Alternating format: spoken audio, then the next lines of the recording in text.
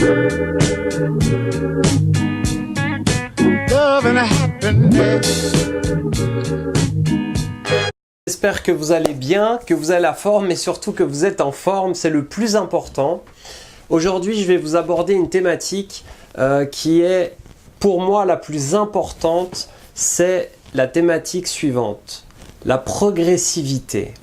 Alors c'est un terme que peut-être qui n'existe pas, mais qui incarne bien les différentes étapes de l'entraînement et même après vous pouvez transposer ça même dans votre vie ou dans d'autres activités que vous faites à côté du sport parce que ça fonctionne aussi. La progressivité, c'est, comme vous l'aurez compris, avec le mot progression, mais quand je dis progressivité et que vous voyez ce que je fais avec mon geste, eh bien il y a différentes étapes. On peut les prendre soit en hauteur, soit en horizontal, soit peu importe comment on le prend et comment on voit les choses. C'est pas si important que ça. Ce qui est important, c'est l'investissement qu'on va avoir dans notre volonté de bien faire les choses, mais surtout d'être dans l'action. Parce qu'il y a beaucoup de choses, et ça je le répète au cours de mes vidéos, qui est très bien assimilé au niveau du mental, mais très mal intégré, car par définition, ce qui est intégré, c'est dans notre capacité ensuite à agir.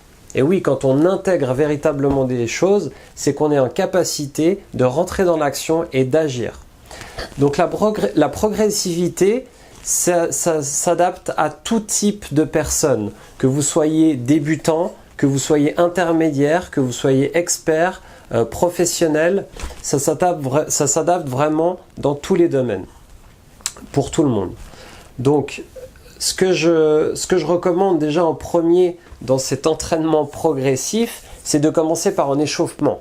Alors vous allez me dire, mais oui, mais on connaît David, on sait, il faut s'échauffer, etc. Oui, mais c'est pas ce que je vois déjà sur les terrains, déjà en salle de fitness, c'est vraiment pas ce que je vois. Je vois peu de personnes encore s'échauffer correctement. Déjà, pour être dans un échauffement progressif, on va commencer par faire peut-être une mise en train au niveau du cardio, mais de manière très légère, soit une marche sur les tapis avec une légère course par la suite, ou alors commencer par du vélo tout doucement en augmentant très légèrement l'intensité. Et ensuite, ça c'est la première phase. On a besoin que notre corps se mette en mode je vais rentrer dans le mouvement. Et pour ça, il faut son temps d'adaptation.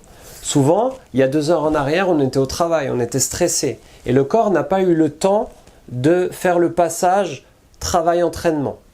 Ensuite, deuxième des choses, c'est de faire des mouvements au niveau de vos articulations. Pourquoi? Parce que vous allez solliciter vos articulations. Que vous fassiez de la course, de la musculation ou plein d'autres activités physiques, vous allez solliciter vos articulations.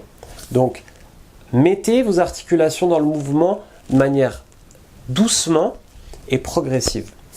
Ensuite, quand vous commencez votre entraînement, allez déjà sur la première série ou alors le premier exercice, ça va être en exercice de mise en train encore de l'entraînement. Parce que là, vous n'allez pas pouvoir rentrer direct dans une intensité élevée.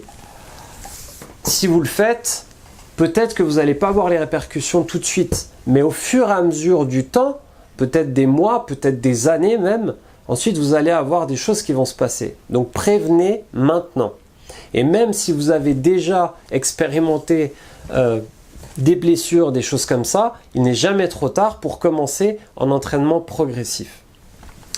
Et seulement à partir de quand vous le sentez vraiment, vous pouvez aller augmenter l'intensité. Et ça peut aller de manière très rapide. Plus vous êtes expert, plus vous avez une expérience dans le mouvement, dans le milieu du sport, et plus vous allez pouvoir aller plus vite qu'en débutant, qu'il lui faudra par exemple plus de temps pour atteindre une haute intensité. Mais par contre, toujours à respecter ces étapes. Et ensuite, finir par toujours l'entraînement à un pic d'intensité qui est très élevé. Comme ça, vous finissez votre entraînement avec une satisfaction d'avoir mis de l'intensité.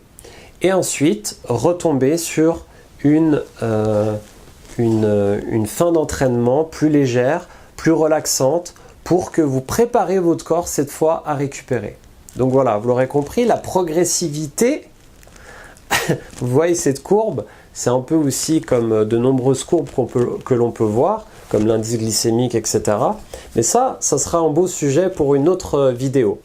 En tous les cas, j'espère que je vous ai apporté du contenu qui est intéressant. N'oubliez pas, si ça peut apporter des éléments intéressants à une connaissance à vous, eh ben, likez, partagez, et puis l'information, c'est fait pour circuler. En tous les cas, je vous souhaite vraiment le meilleur, et je vous dis à très vite pour une prochaine vidéo. Ciao!